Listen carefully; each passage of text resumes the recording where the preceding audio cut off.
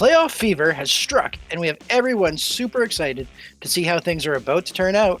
Round 1 is done, which takes us into our semifinals.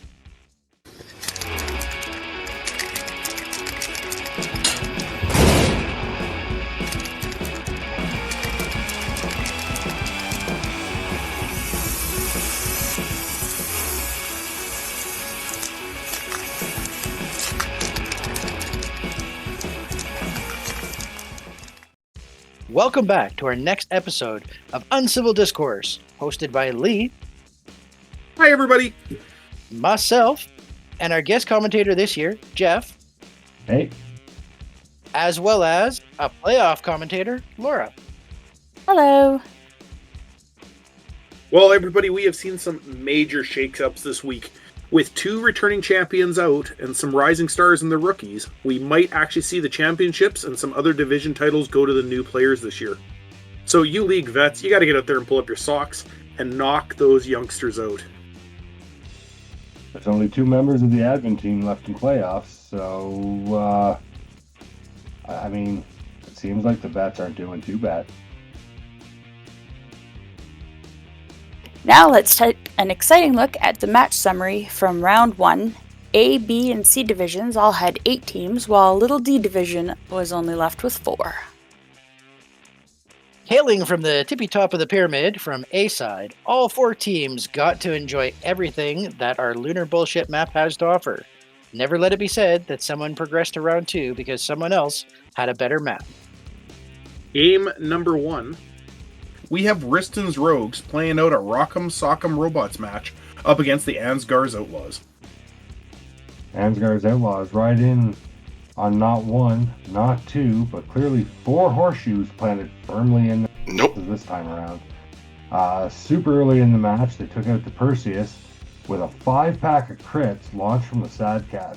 The Marauder 2 tiptoed through the Shootist's head with a kick, and the Marauder beats down the Battlemaster. In return, the Battlemaster takes out both the Griffin and the Sad Cat before going down, while the Kintaro destroys the Marauder. This game ends in a 3-3 tie, the first match to be determined by damage taken on mechs remaining upright, 86-28. Congrats to the Outlaws. Game number 2, the League of Robots face off against the Teddy Bear Parade as 2 Warden factions throw down. We do see a 4-0 Robots victory as the Ice Ferret sneaks in and claims all 4 kills. The little skill-stealing, thieving bastard. Actually, surprised by that when Jared told me that little bastard of a mech managed to get all 4 kills. Good job, Jared. Well, a clanner had to get taken out in this one. Though, our camera crews were having some serious difficulties today, as there was not a lot of broadcasting from this match. Game number 3, with some more clan excitement, the Neon Beatons prove what happens when a falcon faces the Drakons instead of a wolf. This match could have been so much better, so much closer, if I hadn't lost the Vikings' head on turn 4. The Elementals were almost dead, the Thunderbolt was almost dead, the Shadowhawk took out that pesky Nova. Well, you can't win when you lose all of your mechs, though, Brett. The T-Bolt claimed 3 of the kills, and that Warhack getting the last one, so 4-1 clan beat and win. Rounding out our game number 4 for A side, I valiantly faced the Kanto's Janissaries in Mortal Kombat. This was probably one of the more closely matched games for the playoffs for A side, so this is a pretty big surprise.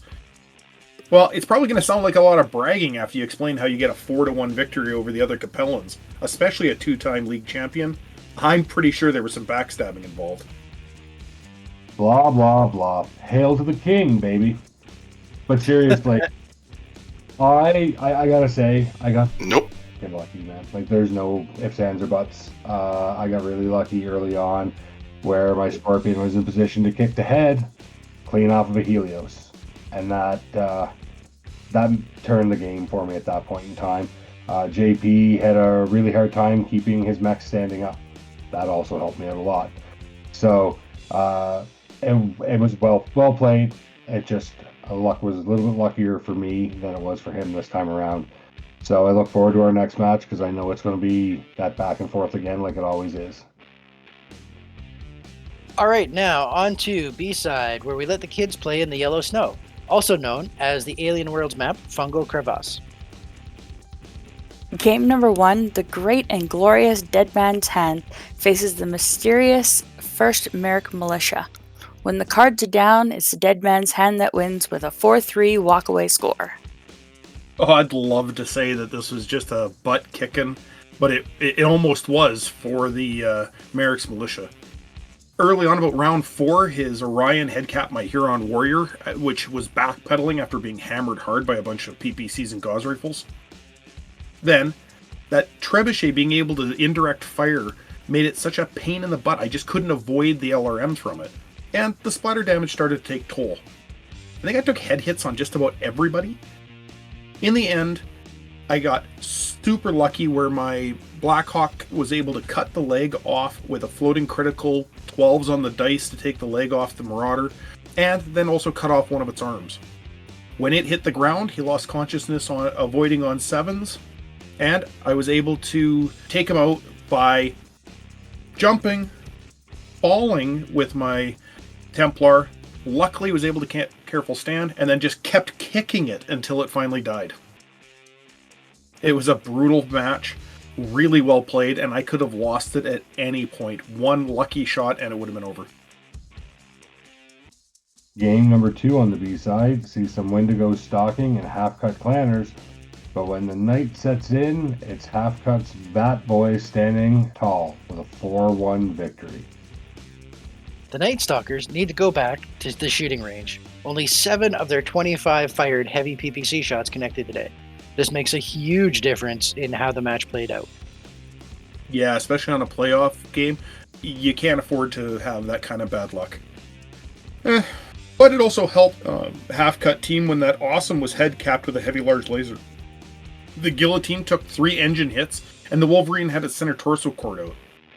We do see the half-cut perform their first physical of the season with a DFA attack. The Dragonfly missed, but they tried. Game number 3, playing with their disco balls, the Radiant Raven Raiders chase Cat's Nightingale Cavalry around the playground. Well, in perhaps the match with the most wasted ammo, Cat's Cavalry teaches us lessons on how just not to get it done. After exploding the Battlemaster's Gauss rifle and making the pilot go to sleep for over half the match, many of the mechs on both sides just kept falling down and clowning around. The only thing that died was the Sad Cat when the Avatar kicked its face in. Really, that is a unfortunate and a bad way to go down. That longbow, told you it wouldn't do anything. Yeah, talk about a sad way for the Sad Cat to go down. 1-0 victory with a curb stopper. Game number 4, wrapping up the B-side, with our Lyran ladies, the Blitzkrieg Jezebels, face off against the Clan Red Sons Irregulars. The most exciting part of this match is when the Barghest kicked 2 of the Elementals to Timbuktu, and Mule kicked 1 to the moon. All 5 were gone by the end of the match, but so was 3 of the Blitzkrieg's mechs. 3-1 final score for the clans in their victory. It did almost end up being a counted points, though, because 2 of the Blitzkrieg's mechs died in the last round. Yeah, if you can't finish them off, those crippled mechs and points start to matter. On to C-side, best side division. These teams got the excellent excitement of rolling on the Savannah Neoprene map for those of you who know what we are talking about. Game number 1, it's just a regular game here today. The Alshane's regulars hunting down some Pathfinders. Proving why Jeff and Brett like them, the Pathfinder Black Knight survived 8 rounds, getting hit by 2 of the 3 Gauss rifles from the Thunderhawk, with the sneaky little crab snaking a kill on both sides of the Black Knight and the Marauder too, while the regulars only lost the Grand Dragon. Congratulations, Carlo, as the Alshane regulars progress onto round 2 with a 2-1 victory. Game number 2, sadly, due to illness, the Tin Man Stablemaster is unable to attend, leading to a Ghosts of Gunsburg bye-win, and progressing into the semifinals on Seaside. While life happens, we all need to put our health ahead of the game. Never awesome to see someone in the playoffs get a bye. Everybody wants to earn that trophy spot. Except for Lee, he's kind of hoping to coast all the way through. At least I have a chance to coast all the way through. Are you two done? No, Are we ever? This has been going on for 3 years, man. Game number 3, the Wolfpack circles the Fox Knights today, nipping and biting at their heels all day long. However, it looks like the pack just can't finish the hunt as the Knights' King Crab is too much to deal with in a 2-1 Fox Knight victory. Game number 4, and now the match we have all been waiting for. The creme de la creme, Thumper's Revenge versus the Remnants. Creme de la creme? Really? It was the match to watch for Seaside. Yeah, nobody watched it till the end. And after that, it was too late. Well, why don't you tell us a little bit about it? I had a great game against Chris. It was hard, actually. He did turn one of your mechs into a unicorn. He did. Yeah.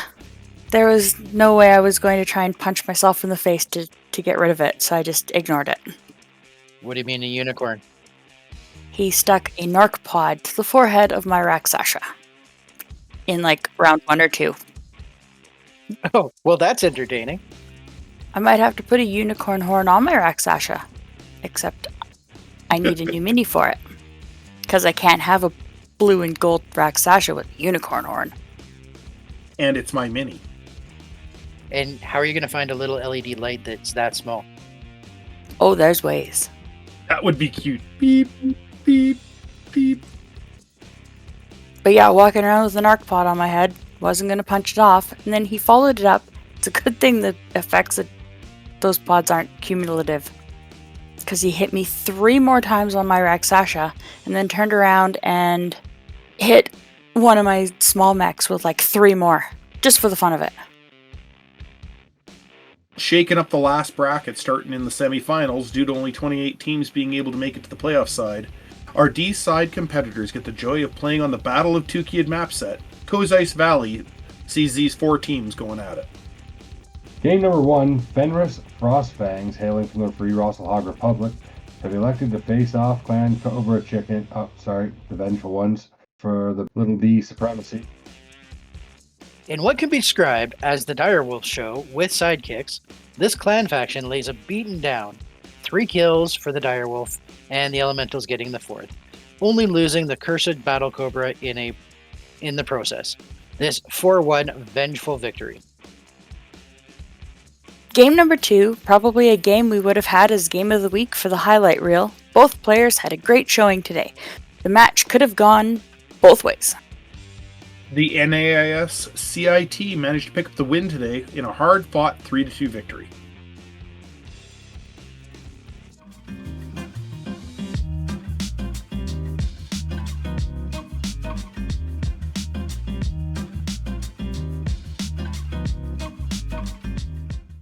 You know what they say, all that's left is the crying now for half our teams. Everybody who does not progress to round 2 of the playoffs will have a chance to challenge someone you didn't face during the regular season. However, by the time this airs, it will be closed and Brett will have to do his best to match up the players manually.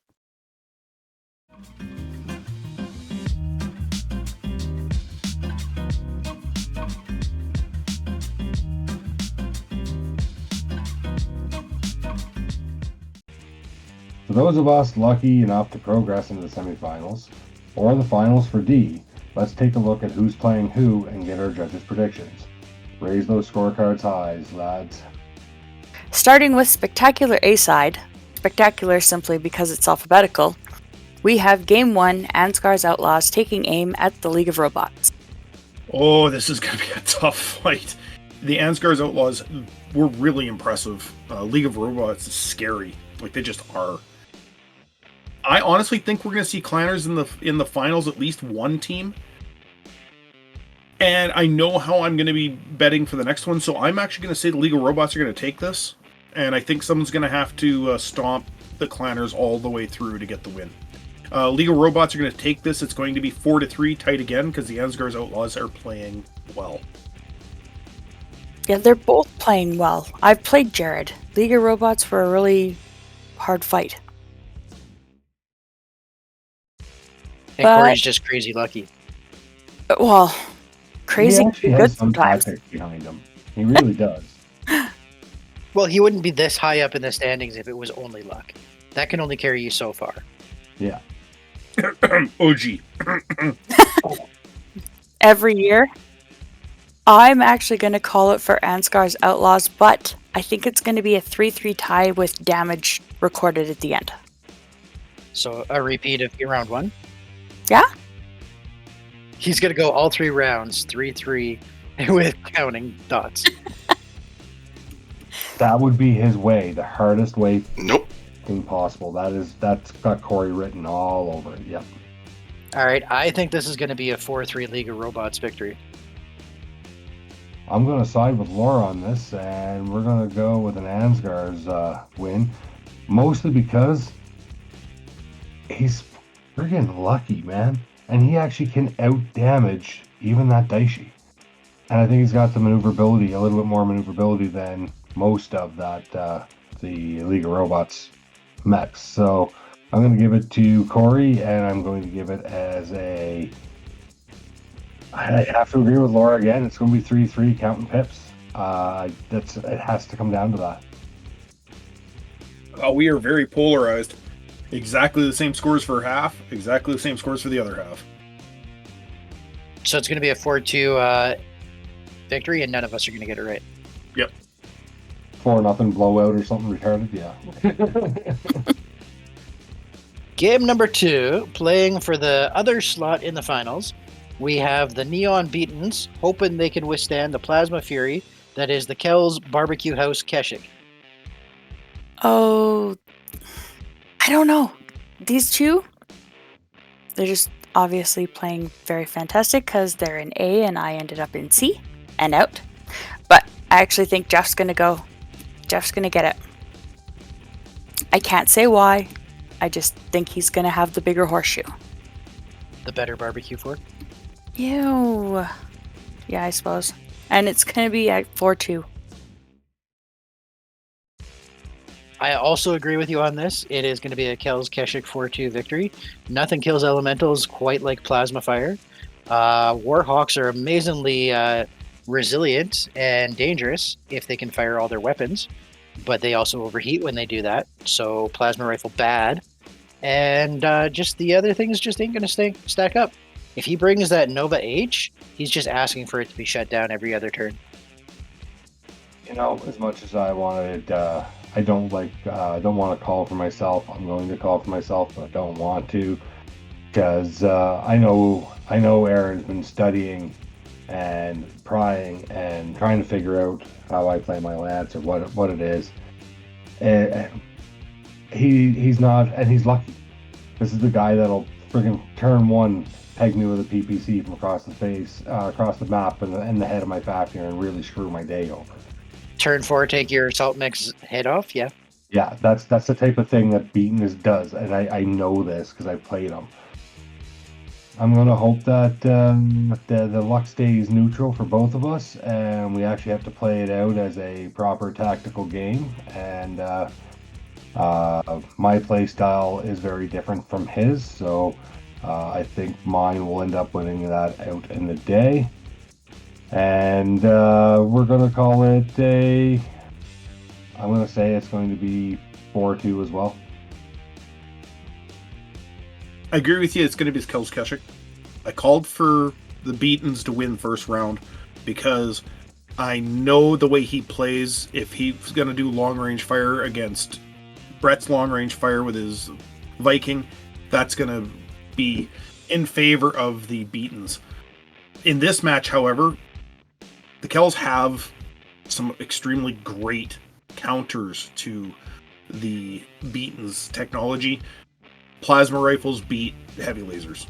Right? You can't lambast with heavy lasers. Even the 6 medium pulse lasers of the S variant of the Black or the Nova that he can bring still can't handle getting hit by 2 or 3 plasma rifles. You're jumping and firing, it's going to be a problem. I don't think it's going to be 4-2. I think it's going to be 3-2 because I think that Warhawk of his is going to be the last thing standing. Simply because that camouflage it makes it almost unhittable, and I just don't think you're going to care about it. Somehow you're going to negate its long range benefits, or at least long enough for the game to wind up, and you're just going to wipe everything else out. On to what Lee considers the best division, our B-side. Game number 1 is the Dead Man's Hand playing another old team from back in the day, Half Cut. I wouldn't actually call it the best division, because Seaside is best side. I gotta say, they've got the most interesting skills and teams. But that being said, I'm so looking forward to this. I got to play Paul in his first season back last year.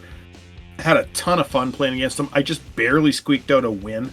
A couple of unlucky things happened to him. I'm hoping that the same unlucky things happen this game, because I'm going to bounce as many gauze rifles off his mechs as I can. I'm going to say it's going to be the Dead Man's Hand getting to the finals for the first time in 3 seasons. It's going to be a 3-1, because as usual, everybody focuses on that Jagger mech. As much as I want to see Paul go all the way and get his name on the trophy, I think Dead Man's Hand is going to actually take this. I think it is going to be a 2-2 with pips counting, though. I love Paul. I love playing Paul. I love watching how excited he is about his lance this year. And for no other reason than I want to see him destroy the friggin' Jaeger mech, so I don't have to hear Lee go on about how great it is. He got another kill last battle. Damn it. Anyway, Paul, I'm rooting for you. We're going to say it's going to be a 3-2 half-cut victory, and your last kill is going to be that Jaeger mech with style, something with flair, like a dragonfly power jumping through its cockpit. Like, yes, DFA me. Please DFA me. Charging from across the board in a nice straight line and knocking it off its perch. I want to see something awesome happen to that Jaeger mech so that way it finally dies. So yeah, 3-2 half cut. I have to agree with only half of what Jeff said. I actually think it will be Dead Man's Hand, but I think it will be a 3-2. You know, you don't have to vote for him just to be invited back next season. So I can vote against you? Oh wait, Don't you we're not always? in the playoffs. Game number 2, with all the pew pew pew, we see the Red Suns rising, looking out to cut down some Radiant Ravens. Okie dokie. This is going to be a game where Brandon just can't outlast something. He is going to get hammered by the Red Suns. They just have so much weaponry that they're just not going to miss enough of it for him to survive. Brandon does have that typical luck of, oh, my mech's not dead. Oh, my mech's not dead. I managed to squeak out a win. But Gary is just going to cut everything into pieces. This is going to be a 4-2 Red Suns victory. I don't know. Again, tough one. And I'm only going by with what I see on the score sheets. But I think it will be a Red Suns victory, and I think it'll be 4-3. I want to root for the other crooks too, but I just think that Red Suns Lance has got a better makeup, and I think Gary's going to take it all the way right to the end for B-side championship.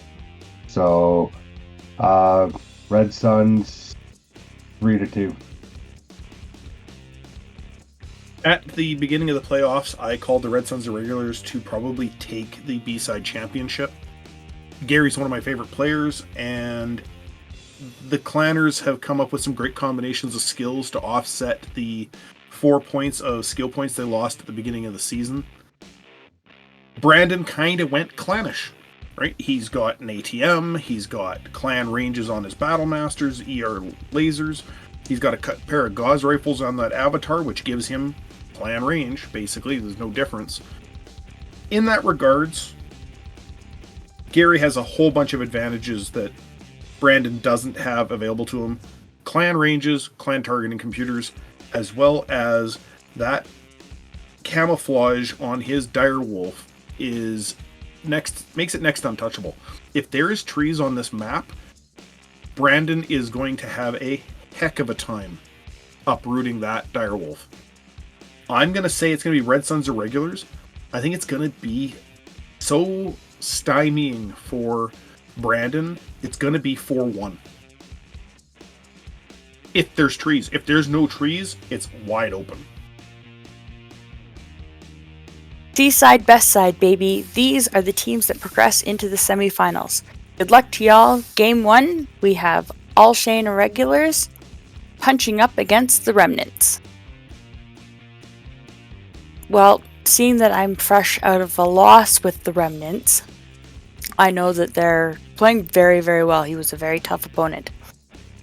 So I'm going to vote for Chris, and I think it'll be a 4-3.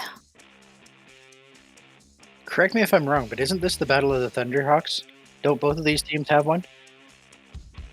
So I think that is going to be the big factor there. I know the Remnants Thunderhawk is in a C3 network, so it's going to be far more accurate. It also has camouflage on it as one of those assault mechs that just wants to sit there and be like, nope, you can't touch me. That's going to leave everybody else hanging dry, and it's going to be the Thunderhawk standing last. I think this is going to be a 4-2 Remnants victory where the Alshane regulars pick off 2, possibly even the other 3 mechs, but they're just not going to be able to finish off the Thunderhawk. So I think at time it's going to be 4-2.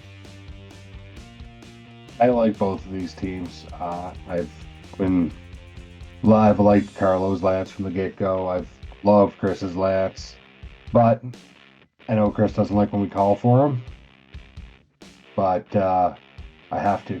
Chris, this is your game to win for sure. Like, you've got this, bud. 3-2.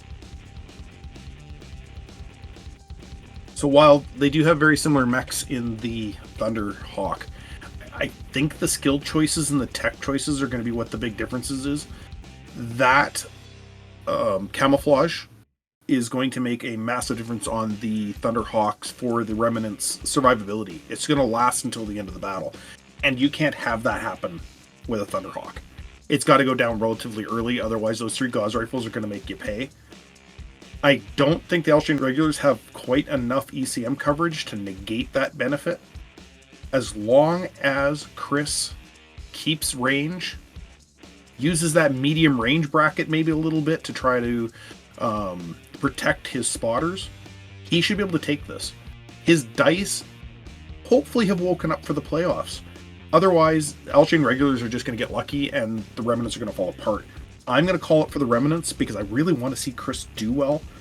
I'm going to say it's going to be a 4-3 because it's going to be that Thunderhawk last mech standing, but in the end, he's going to win. Game number 2 is the Battle of the Brothers. We have Fox Knights versus Ghost of Gunbergs. No, boys, you cannot play this game at home and mail in results. We need to see your family violence.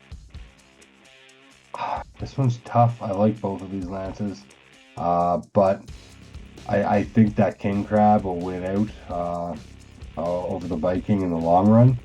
I think that Scott has come into his own with playing this lance and figuring out how League works, and that he's going to take it to his brother. I think we're going to see a 4-2 victory on this one for the Fox Knights. Well, we're going to see a Hamilton in the finals. It's just a matter of which one. I knew you were going to do that. Every time there's either paired names or a last name shared, you throw that in there. It's almost like I'm predictable. Let's see how this plays out. I think I like the C3 network a little bit more than I do, even though the Ghosts are running a lance that I love. They've got that Wolverine 7K. They've got the exact same Viking that I do. It's just a matter of I'm not super fond of some of the other mechs that are in there. Rounding it out, I believe both sides have a Grasshopper. I think the C3 is going to make the difference. And I'm just going to vote for Foch Knights with a 3-2 final score. I agree with you that the Fox Knights should take this, but for completely different reasons. My reasons is that they actually played out the season. Ghost of Gunbergs came in late. They had a couple of bye games. They really haven't been tested enough to be 100% comfortable with League rules, League tactics, and the modifications we've done to the opponent's mechs. Not saying that they're not capable players, I'm just saying this is a learning curve. And it's just not solid enough for them to make it into the Seaside finals. I'm going to say Fox Knights win it. Their C3 is going to carry them to a 3-1 victory. There probably isn't any two players in League that know their opponent any better than these two, though. Yep. Tactics-wise, I'm positive they're going to be equally skilled. I'm talking more of the individual initiative system as well as the tech. I haven't followed either of these lances all season. I just know that Fox Knights have been, like Lee said, here for the whole season, and Ghost came in to fill a spot. But he's done really well to end up in the finals for coming in already into a season in progress. I'm actually going to vote for Ghosts of Gunsburg. I think they're kind of the underdog because they were new and they didn't know the lay of the land yet. I think it's going to be close. It'll be a 3-2. Alrighty then, these last two teams are just drooling to get their hands up on that Big D championship trophy. We have a rematch happening here. Last game of regular season, we had the Vengeful Ones up against the NAIS CIT, so here they are again in the D-side finals. I called this early, and so did the rest of the hosts that were available last week. The Vengeful Ones are going to take this. Hands down. Todd's got a great lance. John's got a absolutely dominating glass cannon lance, other than his Daishi.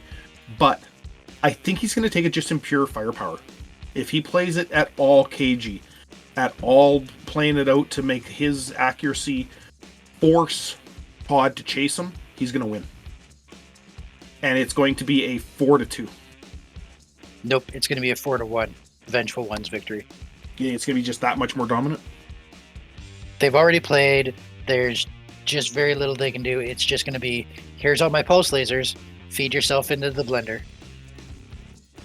Yeah, it's going to come down to whatever map they get. And dice, but I think the Vengeful Ones have it. But I don't think NAIS CITs are going to go down with that much.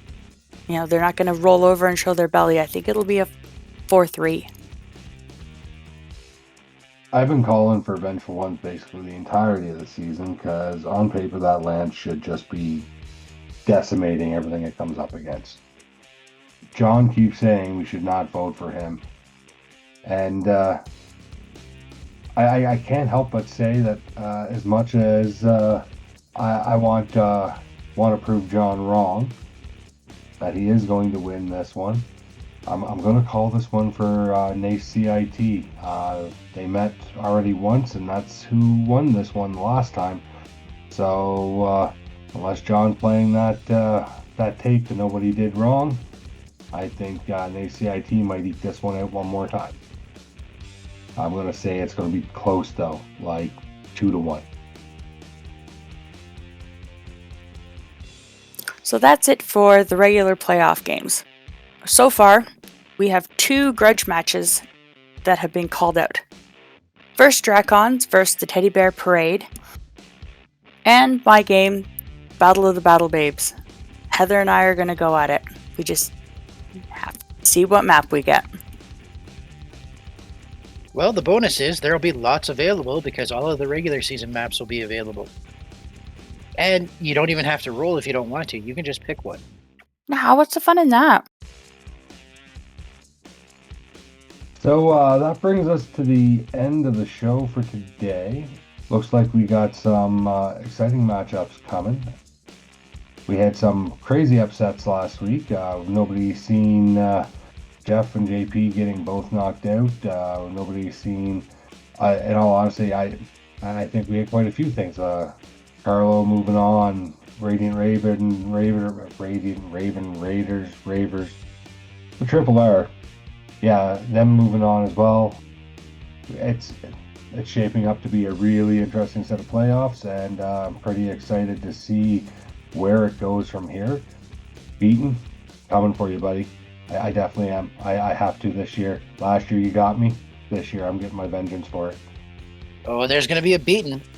Yeah, it probably means for saying that. But either way, but it's going to be a fun game, and I look forward to it. For everybody else, I look forward to hearing how your matches go, and good luck to everybody in the semifinals. Yes, good luck to everybody. I think my match against Heather, it's the first time I've got to face her in 3 seasons. And it has to be outside regular gameplay. But I think it'll be a blast, and by the time this comes out, we'll have a sheet up already for nominations to vote for who you want for our respective prizes. And we will have a follow-up form for voting where we are going to eat for our final game afterwards. Alrighty, some of the most exciting games happen at the end here. For everybody that doesn't progress down the playoff path, this is where you get to be like, I really wanted to play Darren this year, and it didn't happen in regular season. So I called him out, and I'm going to beat on the big old teddy bear, and it's going to be great fun. But for everybody else, pay attention. See if there's any matches that you've wanted. The ladies from the Battle Babes show are going to go at it, so that's pretty exciting.